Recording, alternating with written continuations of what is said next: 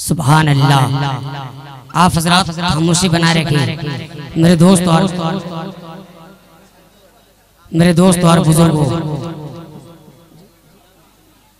जो हजरात वहाँ खड़े हैं उनसे गुजारिश करता हूँ आप हजरात अपनी जगह लेकर के बैठ जाए।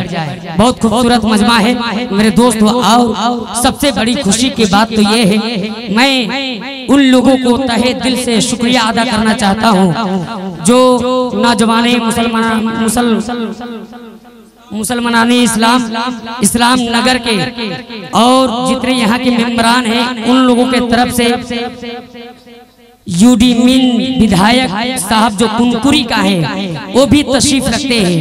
मेरे दोस्तों और बुजुर्गों, मैं भी चाहता हूं कि आप हज़रात बिल्कुल आप नबी के दीवाने हैं, नबी के चहेते हैं।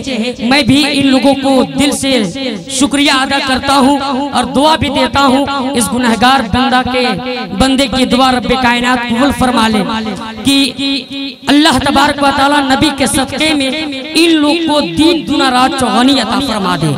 कह दीजिए आमीन।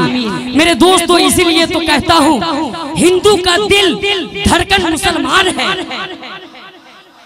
हिंदू का दिल धड़कन मुसलमान है। हिंदू का दिल अभी तुरंत मैं इसे बनाया हूँ। हिंदू का दिल धड़कन मुसलमान है, इसलिए एक चमन में रहते हैं। हिंदू मुस्लिम सिख ईसाई आपस में भाई भाई, इसलिए तो एक वतन में रहते हैं। हिंदू मुस्लिम सिख ईसाई इसलिए तो एक वतन में रहते हैं। और इन्हीं लोग से अगर पूछा जाए, इन्हीं लोग से कहा जाए कि आप जरा बोल उठिए, जरा बोल दीजिए, तो इन लोगों की भी जबान से यही बात निकलेगी कि भारत के कहते हैं ये सिसकते हुए मंजर ख्वाजा पिया की खाक की ताबीर नहीं है। यहाँ हर लोग का हक है, यहाँ हिंदुस्तान में हर लोग का हक है बराबर। भारत किसी की बाप की जागीर नहीं। यहाँ हर धर्म के लोगों का हक है बराबर। भारत किसी की बाप की जागीर नहीं है।